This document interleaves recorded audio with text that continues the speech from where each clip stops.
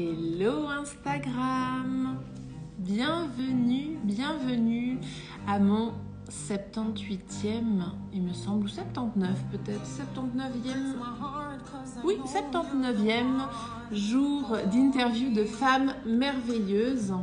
Je vous accueille en musique avec Imani et j'attends que Instagram vous prévienne que je suis en live. Voilà, donc je commence à vous dire bonjour, coucou Isabelle, coucou Nounouche. Donc je vais rappeler vite fait le concept de ce défi de 365 jours. Tous les jours, je viens en live avec une nouvelle personne à présenter pour partager son parcours, qui elle est, qu'est-ce qu'elle fait. Voilà, donc aujourd'hui, c'est Jeanne. Il me semble que Jeanne n'a pas dû voir que je suis en live. Je lui ai écrit un petit message, ça aide d'avoir son ordinateur à côté pour la prévenir de venir me rejoindre. Et en attendant, j'espère que vous allez bien, j'espère que vous m'entendez bien aussi. Dites-moi, faites-moi savoir si le son il est ok. Mettez-moi en commentaire si c'est ok pour vous.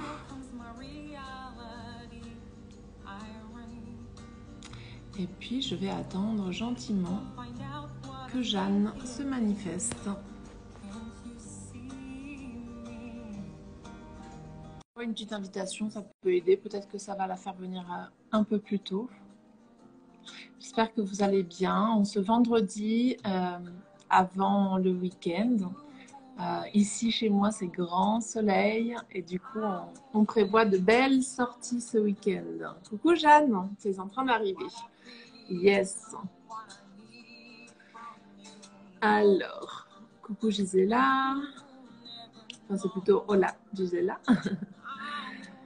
Et donc, j'accueille Jeanne.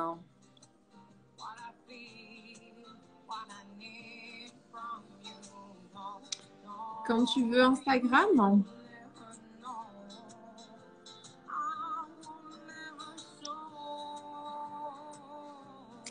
Instagram n'a pas envie de faire venir Jeanne. Que se passe-t-il? Jeanne, est-ce que tu es sur ton téléphone ou sur ton ordinateur? Puisque les lives se font depuis le téléphone.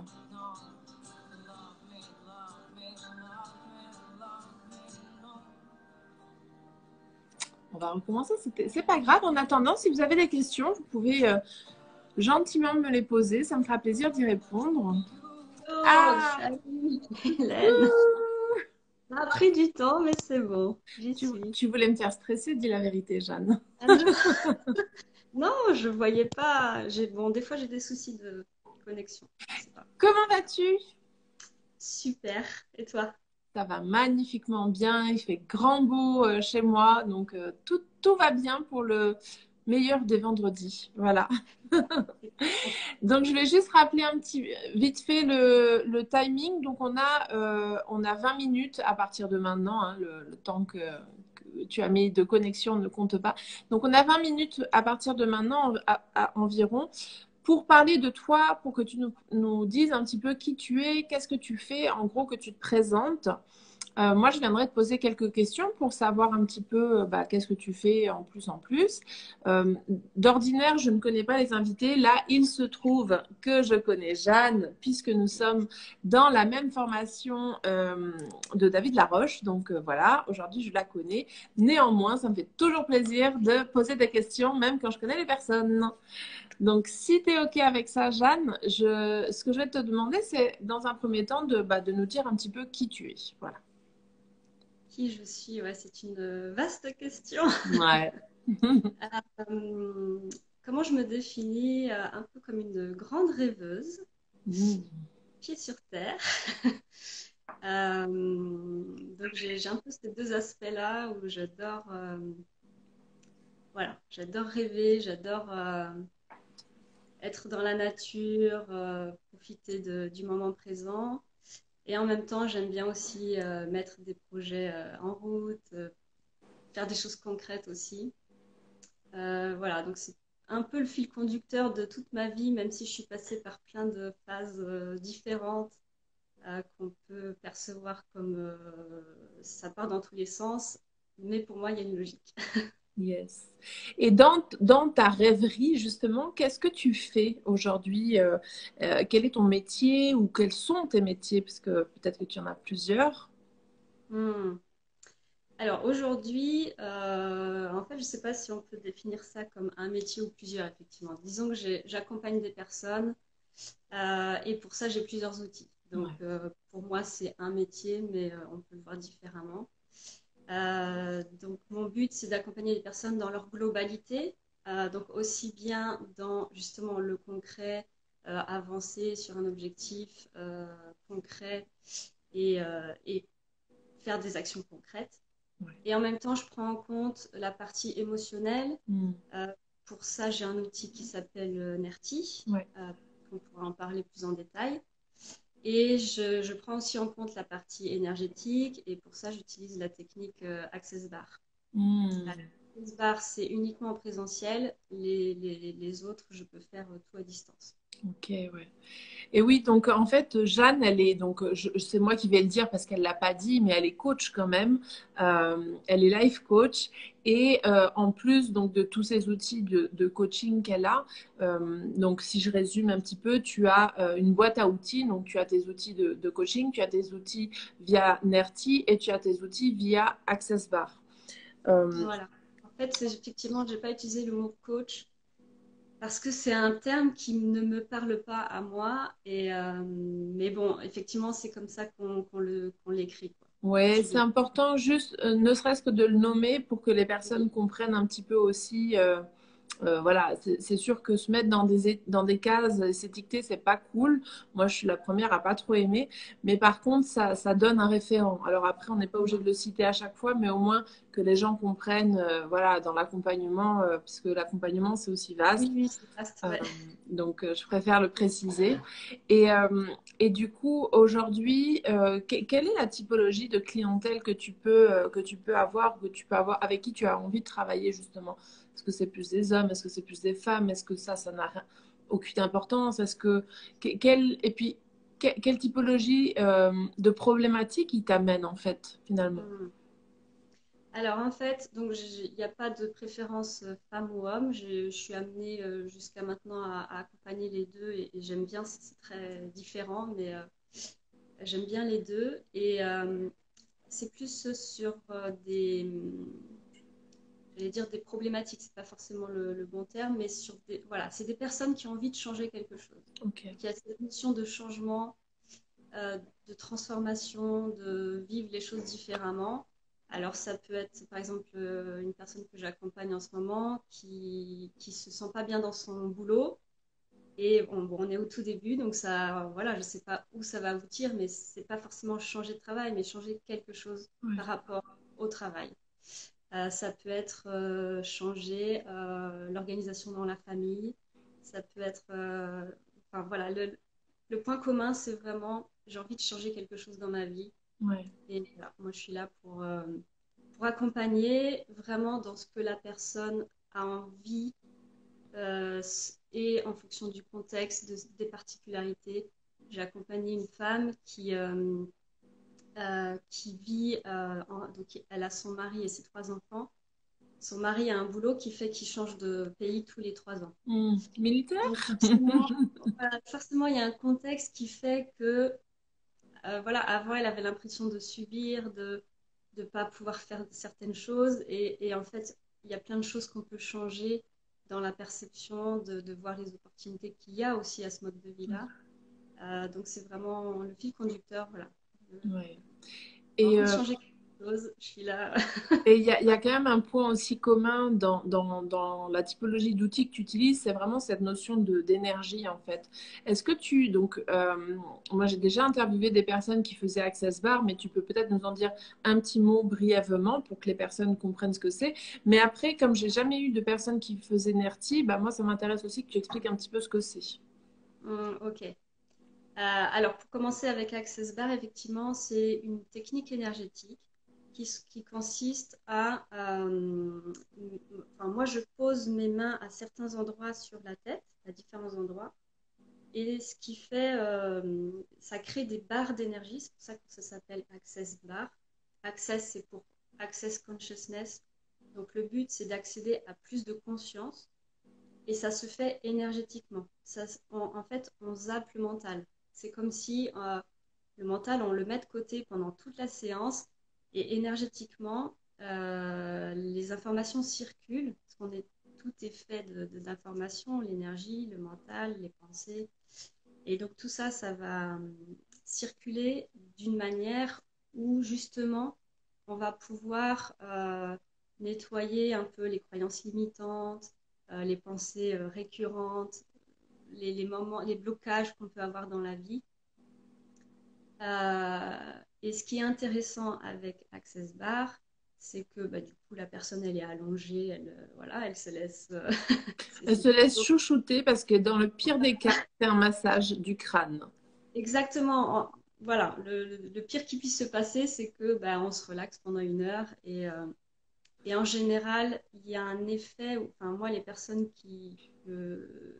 avec qui j'ai fait des séances, qui ne connaissaient pas, qui n'y croyaient pas, voilà, qui étaient un peu juste dans la curiosité, elles m'ont dit waouh, c'est la première fois que j'arrive à me détendre en étant allongée en fait. Parce Ouais. que c'est voilà, quelques personnes de ma famille qui sont qui sont très actives et qui n'aiment pas être touchées non plus. Et là, ça a été une détente profonde, assez rapide. Donc rien que pour ça, moi je trouve ça génial. Et après, C'est très agréable. Pour l'avoir vécu, pour moi aussi, je donne les barres, mais je les ai surtout reçues. C'est vraiment, c'est une détente. Moi, à chaque fois, je m'endors, en fait. C'est assez cool parce que je pars. Alors, est-ce que je dors ou juste mon mental se repose ailleurs? Mais en tout cas, c'est très agréable, ouais, comme outil. Et moi, effectivement, je fais aussi régulièrement des échanges, c'est-à-dire que je reçois et je donne les bases. Et depuis que je fais ça, ouais, je sens que je suis beaucoup plus, j'allais dire ouverte, c'est pas le mot, mais c'est comme si j'avais moins de chaînes, quoi, Ouais. moins de boulets à traîner au pied. Et ça demande un certain lâcher-prise parce que quand on travaille avec Access Bar, on ne sait pas quel sera le résultat. Ouais. Donc, voilà. Ça demande de faire confiance, tout simplement. Voilà, c'est ça. Ok, voilà pour Access Bar, c'est top. Et maintenant, NERTI, donc moi, la technique NERTI, je l'ai encore jamais faite. Donc, je ne sais pas du tout de quoi il s'agit. Donc, j'aimerais bien que tu nous en dises un petit mot, s'il te plaît. Yes. Alors, NERTI, c'est une technique qui a été créée il y a une dizaine d'années par Luc Gégère, qui est français. Il s'est inspiré de plusieurs techniques pour créer NERTI. NERTI, c'est souvent connu pour se libérer des phobies. Ok. Mais ça fonctionne aussi pour tout type d'hyperréactivité émotionnelle. Ok. Et dans ce sens, ça peut être des angoisses, des colères, du stress. Mais il ne faut pas que ça soit récurrent. Par contre, il faut que ça soit. Il y a un déclencheur. J'ai cette émotion intense que j'arrive pas à contrôler. Yes. Là, on peut travailler avec NERTI. Yes. Ok. Et ce que j'aime bien aussi dans cette technique, c'est qu'on n'a pas besoin de connaître l'origine de la phobie ou de l'hyperréactivité, mais on va pouvoir la libérer quand même. Et comment ça se passe? En fait, on va passer par le corps. Parce qu'à partir du moment où on a une émotion, elle se vit dans le corps. Ouais. C'est lié. Même si parfois on peut avoir l'impression, ben non, mais je ne sens rien dans le corps. En fait, c'est juste qu'on est déconnecté à nos ressentis du corps. Complètement. Et ça, c'est bon, il y en a beaucoup, hein, mais moi, au début, j'étais dans ce cas-là aussi, parce qu'on n'a pas été éduqué à ressentir ce qui se passe dans notre corps. Et les émotions aussi, la plupart du temps, on a été éduqué à les étouffer ou à. Voilà. Donc là, c'est une reconnexion. Ça permet de se reconnecter à son corps, de se reconnecter à ses émotions. Mais le but vraiment de Nerti, c'est de nettoyer ça, en fait, de nettoyer Ok. l'intensité. En fait, ça ne va pas enlever l'émotion en elle-même Non. parce que les émotions, elles nous servent, enfin, voilà, ce sont des messages en fait. Mais ce que ça va faire, c'est que ça va diminuer Ok. l'intensité. Et du coup, à partir de ce moment-là, on va être plus à même de sentir, OK, j'ai cette émotion, qu'est-ce qu'elle me dit? Parce que quand on est dans l'intensité, c'est comme une vague qui nous submerge et on est incapable de faire quoi que ce soit. Tu aurais un exemple concret à nous donner justement pour que les personnes qui nous regardent peut-être aient voilà, une piste de ah, mais moi c'est vrai, je vis ça. Peut-être que je peux travailler avec Nerti pour diminuer l'intensité en fait. Hmm. Alors, bah, le plus facile, c'est les phobies. Mais après, je pourrais donner un autre exemple. Mais pour les phobies, par exemple, c'est quelqu'un qui va, je sais pas, qui a peur des araignées. En France, les araignées sont pas dangereuses. Ouais. Donc, il n'y a pas de raison rationnelle d'avoir peur. Moi j'en Et ai peur. voilà. Et pourtant, alors c'est peut-être ton cas, si tu veux, on fera un essai. C'est pas une Mais phobie, mais j'aime pas trop cet animal ou cet insecte, j'avoue. voilà. Bon, mais en tout cas, il y a des personnes qui peuvent pas s'en approcher ou la mettre dehors. Donc, voilà. J'ai C'est j'ai mon une cas. amie, c'était ça. Donc, elle était figée, en fait. Elle était figée. Elle appelait son mari pour qu'il prenne l'araignée et la mette Ah, mais dehors. tu vois, là, je me sens complètement identifiée, hein. C'est vraiment mon cas aussi, hein. Tu Je vas ne voir. peux pas. Alors, les petites araignées, ça va, mais celles qui sont un peu grosses, là, avec des pattes velues, là, non, je peux pas. C'est vraiment un truc, oh, puis je crie, hein. Je supporte pas, hein. Et ça, c'est intéressant parce que pour chaque personne, ça va être différent. Il y en a, ça va être, c'est les araignées qui ont des longues pattes, ou alors celles qui sont velues, ou enfin voilà, bref. Mais en tout cas, ça fonctionne très bien pour les phobies. Et en fait, voilà, ce qui se passe, c'est que quand on a une phobie, c'est le cerveau reptilien Ouais. qui réagit en fait. Lui, il voit juste danger de mort ou pas. C'est très basique. Et donc, il a associé araignée égale danger de mort. Ouais. Et le cerveau reptilien, on ne peut pas le raisonner en fait. Le mental a beau dire non mais c'est rien, c'est juste une petite araignée. Le cerveau reptilien il comprend pas en fait. Donc Ouais. lui c'est juste danger de mort. Soit je m'enfuis en courant, soit je suis figée, soit je l'attaque, je l'écrase. Enfin voilà, bref. Donc Tu me lances un chausson. voilà, on revient au mode animal, hein. Yes. Et c'est pour ça que voilà, les phobies, c'est assez compliqué à. Enfin, on peut pas la changer par le mental, en fait. Il Ouais, faut d'accord. vraiment aller à la racine. Et en fait, Nertis, ce que ça fait, c'est que ça change ce message. Donc, à la fin de la séance, normalement, il n'y a plus araignée égale danger de mort, en fait. Ok. Bah écoute, Ça moi, ça enlève. m'intéresse, hein. Ah, ben, génial. Que j'habite un peu à la campagne, donc en fait ma maison est blindée d'araignées. J'ai beau les chasser, elles reviennent toujours. Et encore plus en hiver où il fait bon vivre à l'intérieur. Donc Exactement. c'est vraiment une hantise. J'avais deux autres questions par rapport à Nerti justement. La première c'est est-ce que tu arrives à traiter des enfants par exemple qui se mettent en colère? Tu sais, tu parlais tout à l'heure d'intensité, mais est-ce que un enfant qui se met, tu sais, dans une rage folle, mais ça monte crescendo en 10 secondes, est-ce que ça peut leur faire du bien et à partir de quel âge? Alors, effectivement, ça dépend surtout de l'âge. Les jeunes enfants, c'est normal en fait, qu'ils Ouais, vivent leurs émotions de manière très intense. Donc, il y a pas besoin de faire nertis, c'est juste leur cerveau qui n'est pas suffisamment mature mm, pour gérer l'émotion. Donc jusqu'à 6 ans, c'est normal en fait. ok. Il faut juste être patient. Bon, il me reste une année alors, parce que quand je te pose la Et question, derrière, il y a quand même mon fils qui me... Voilà, je me dis, ah, ça pourrait peut-être lui faire du bien, mais il a que 5 ans et demi.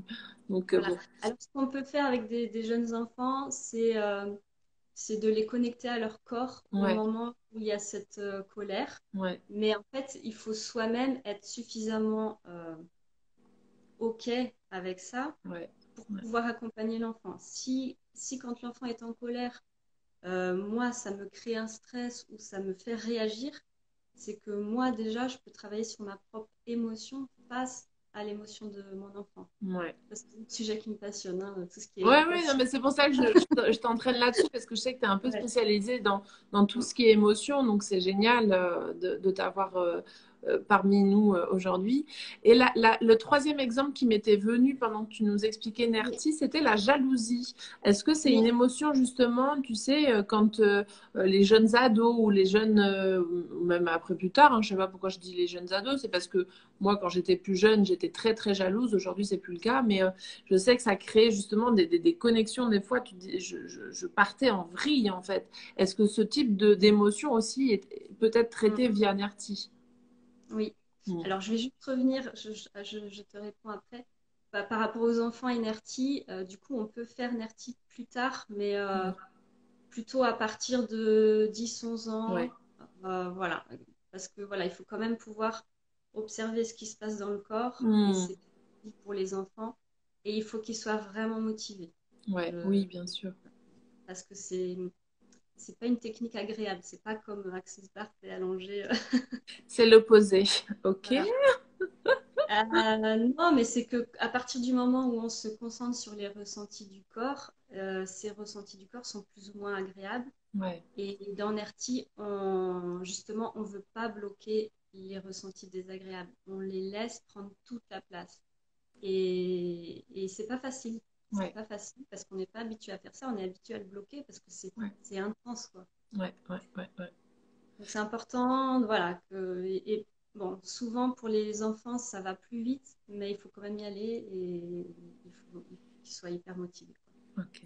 Et avant, Et pour l'émotion de la jalousie, on va pas rentrer dedans parce que sinon on n'aura pas le temps de finir le live en tout dans cas, le c'est temps possible. imparti. Voilà. Si Euh, vous avez des questions. je- oui, non, mais ça me passionne aussi, donc j'aurais pu continuer à discuter de ça avec toi. On le fera en off, c'est ok. Qu'est-ce qui t'a donné justement l'envie de venir sur ce terrain en fait? C'est quoi le déclencheur à un moment donné dans ta vie? Tu te dis, j'ai envie d'aller travailler les émotions. Qu'est-ce qui fait que ça te passionne aujourd'hui autant? Moi, ça a été pour moi. Au début, bon, je pense que un peu tout ce que je fais au début, c'est pour moi. Et après, quand je vois que ça m'apporte énormément, j'ai envie de le partager et du coup, je me forme pour accompagner les autres. NERTI, ça se fait en plusieurs niveaux. Le premier niveau, c'est de le faire sur soi-même, en fait. Ouais, ok. Et à cette époque-là, j'avais aucune idée, le parcours que j'ai depuis, j'avais aucune idée que j'allais accompagner des personnes par la suite. Excellent, Donc excellent. voilà, donc moi je suis plus, j'avais- on est un peu biaisé, hein, les coachs, parce qu'on s'observe en train de parler et on s'auto-censure. Tout le temps, c'est usant, c'est Euh, fatigant. voilà. Je suis quelqu'un de très sensible, voilà, hyper sensible. Aujourd'hui, j'en suis plutôt fière, mais quand j'étais petite, c'était très difficile. Ouais, Et en fait, avec Nerti, j'ai appris justement à mieux gérer cette intensité émotionnelle que j'ai moi. Et je trouve, aujourd'hui, je le vois comme une richesse, cette hypersensibilité, alors qu'avant, je la subissais, en fait. ouais, tout à fait. Voilà. Ok. Je te remercie en tout cas, Jeanne, de ton partage. On arrive gentiment à la fin du live. Et du coup, j'aimerais te poser une dernière petite question. J'aime bien savoir qui ont été les trois personnes qui t'ont le plus inspiré ou qui t'ont inspiré à être la femme que tu es aujourd'hui. Waouh. Euh, et ouais. Et ouais, parce que tout le long de ma vie, il y en a eu des personnes. Les trois Alors, il y a une premières qui viennent, je personne. sais qu'il y en a plein, juste les trois Ouais. premières qui viennent dans ton esprit là. Ok, il y a une personne qui m'a beaucoup inspirée dans l'éducation, le développement des enfants, c'est Maria Montessori. Je me suis formée à Montessori, j'ai travaillé dans des écoles Montessori. Et ça, quelque part, en lisant ces livres, parce que c'est pas Montessori, c'est pas uniquement une pédagogie, en fait, c'est Ouais, toute une philosophie de vie, ouais, une manière de voir les enfants, de les observer, voilà, la manière dont ils se développent.